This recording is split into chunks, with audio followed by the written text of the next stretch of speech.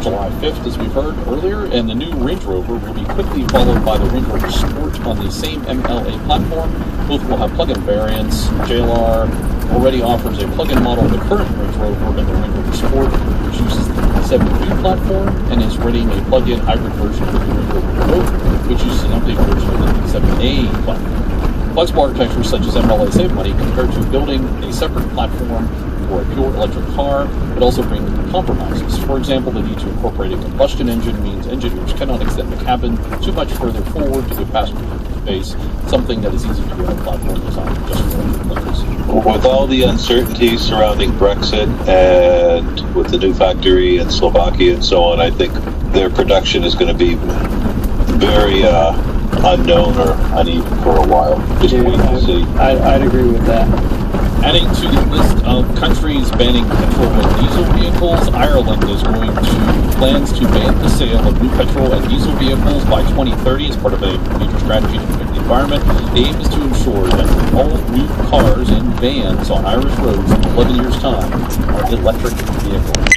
Again, goes counter to what the gentleman from BMW said about gasoline and diesel being around a lot longer. This is just, I think, politicians going and posing for the press and so on. Yeah, probably right. No, I think it's more to it than that. I don't think it's more to it that you add to it. I'm surprised they're not being as aggressive as they should be, because there are a lot of these indicated 2020 and 2025. Well, 2025 is quite aggressive. 2030 doesn't seem too aggressive. Well, it doesn't seem aggressive now. We'll see in about 5 years what things seem like. So it all depends what production and so on actually happens. They have to produce these batteries, and they have to have the production there. There's a tremendous amount of infrastructure and so on just to produce the electricity and so on. All these cars are going to need in Ireland. It's early to say. If they make electric cars, may come sooner. They may come later. This brings the count 1, 2, 3, 4, 5, 6, 7, 8, 9. I think 9 countries or cities that are either banning or restricting internal combustion engines. Ireland 2030, Amsterdam 2030, Hamburg, China is looking to it. We haven't any confirmation on that one. Norway completely banned by 2025. German government votes to ban by 2030. India 2030. France 2040. Britain 2040. Design boss Ian Callum leaves Jaguar after 20 years. I'm going to read this whole article because I think it's interesting. Ian Callum, one of the titans of the modern car design, is departing from his job as JLR's design director. He had been there 20 years, overseeing a full transformation of the saloons and sports cars, the launch of the SUVs, and the revolutionary I-Pace. Callum's replacement, Julian Thompson, has worked hand in glove with him at Jaguar for 18 of those 20 years, so we can safely assume it will be a relatively smooth transition, especially as Callum is retained in the design consultant. Given that, 2 decades ago, Callum arrived at Jaguar with the Ford Puma and the Aston Martin DB7 and vanquished to his name. Expectations were ridiculously high. He'd almost finished the DB9 too by that time. His first job at Jaguar was to reboot from its consciously retro past, so he used a couple of concepts, the R Coupe and the R6, to explore several motifs that went into his first production cars, the all-aluminum XK and XF. The XF was a Jaguar saloon that really became a new generation both outside and in. Callum has been a huge Jaguar fan since a child and loved how radical it had been in his early years. It's why he made the XJ saloon look like it does. It's only now going out of production after a full decade and still looks progressive. For the same reason, he happily made the I-Pace use thoroughly different proportions from other SUVs because it's entirely different underneath. Quote, mind you, I still have a huge fondness for the F-Type. It couldn't be so radical, but it's just such a pretty car, unquote. He certainly never wanted the F-Type to be a modernized E-Type. It had to be its own thing. He's going to work on personal projects, both car design and other products. He implies he's looking forward to working with more people and focus outside the big, slow process of any big company. He's versatile. His output goes well beyond the saloons, sports cars, estates, and SUVs for Jaguar. He also did the little Ford Puma and the amazing Jag XX75 hypercar concept. His first full car was the Ford RS200 Rally Machine, and the TWR. He did the Aspens. but also the Nissan R390 GT1 Le Mans Racer and the first Volvo C70. And for Ford, he transformed the Escort into the Cosworth. Of Julian Thompson, Callum says, quote, he'll carry it through seamlessly. He's 58, but a young 58, and he's got experience. Certainly has. Callum was at Lotus and did the first Elise and the sweeping Isuzu 4200R mid-engine V8 concept. Then went to VW's concept studio in Barcelona, JLR Advanced Design Studio from 2000. He worked on those early Jaguar concepts with Callum and was largely responsible for the LRX concept, which became the Range Rover Evoque. He's been creative director at Jaguar for many years, working up the concepts that became a production. Thank you. Did you note that they're talking about Julian Thompson? It says that he was largely responsible for the LRX concept. I thought that was McGovern. Well, I think that's what Jerry wants you to think. Because if the LRX became the Range Rover Evoque, and this says that Thompson did it, but McGovern says...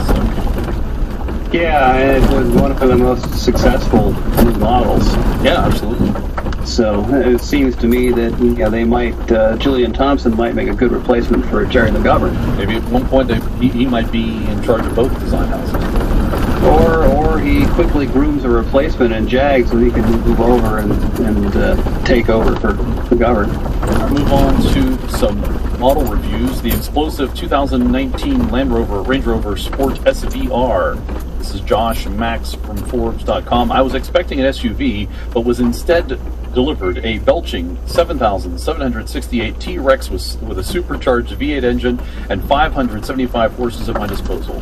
Its rumble was mighty, its visage ferocious, its seating plush, its $131,520 sticker, with all options, jaw-dropping. It was so loud and so satisfying that I recorded it with my droid and made a photo montage video. Listen.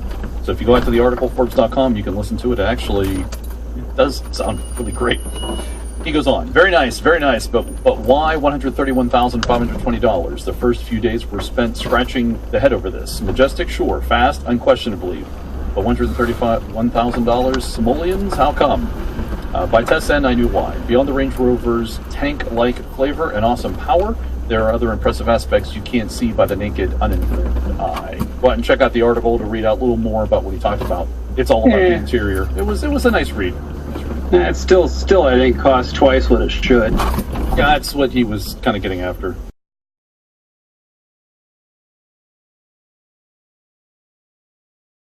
do you mean? I don't understand. Well, the JLR complains about drop in sales when they've got a vehicle. Granted, the Evoque is quite a nice vehicle, but when your starting price is way more than every other one, it's a tough place to be in. A couple friends have gone to look at Evoques because their wives liked it, and it was the price that turned them off in the end. Otherwise, they would have bought it. All right, the 2020 Range Rover Velar SV Autobiography Dynamic. That's way too long of a name. Anyone wanting to experience JLR's long-serving supercharged 5-liter V8 in a vehicle fresh off production line would be well advised not to delay placing an order. The 2020 Range Rover Velar SV Autobiography Dynamic Edition, which we've just driven in Europe, will be going on sale in the U.S. later this year. It is likely to be the last new model ever fitted with it. Ford, which originally engineered the AJ-V8 and has been building it for Jaguar since 1996, has just confirmed that the factory that makes the V8 will be closing in September 2020. That's why the Velar SV will only be offered for a single model year, and it may become a collector's edition. Produced by Special Vehicle Operations, the Velar SV Autobiography is closely related to the existing Jag F-Pace SVR, sharing the same core mechanical package it is intended to be. Idea is to create an understudy to the full-size Range Rover SV Autobiography at a considerably more accessible price, $92,000 versus the big Range Rovers SVs, $180,000 price. Ouch. Yeah, that's still too much money. It sounds like a good engine. They talk about the engine here. It's difficult to dislike any V8, especially one that is as charismatic and effective as this one is at churning out 550 horsepower, 502 pound-feet of torque. The AJ-V8 might be most of the way through its third decade of production, but in supercharged form, it still delivers cooling thoroughly throughout its rev range, and thanks to an all-new active exhaust system, sounds particularly good for the most part. SVO wisely hasn't tuned the Velar's pipes to produce the excessive pops and bangs that JLR's SVR models do when they're throttle. Instead, there's a deep muscular hum when the engine is under load. Performance is particularly strong. It's a very second 0 to 60 on time and 175 miles. I'm sorry, I'm laughing at any Land Rover going quickly. Most impressive is the sense of effortless masculinity from the supercharged vehicle that pulls hard without hesitation. Sorry that I'm risky. Well, but it's a Range Rover, not a Land Rover. But it is a Land Rover. Right, but it's The company. it's a Land Rover Range Rover. Yes. Range Rovers were engineered, designed to go fast, even though it took them a while to figure out how to do it. That the intent was to go fast. All right, now it's time for new model news, and there's only one new model to talk about, and that's the Defender. And there was a number of things that happened. I've got about 5 or 6, 8 articles here. I'll start with one. We'll see where this thing takes us. Here we go. 2020 Land Rover Defender completes rigorous testing in Kenya.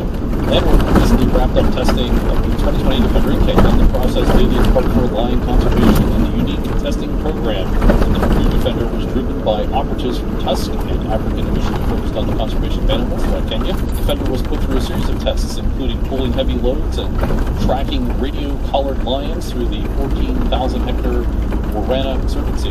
This area proved to be a good place to test the 2020 Defender thanks to the abundance of rutted tracks, rocky inclines, muddy riverbanks, and thick forests. The all-new Defender, codenamed L851, will be underpinned by a modified version of a platform. There's some really cool photos associated with this one, including they actually went into some water, lots of dust. There's a trailer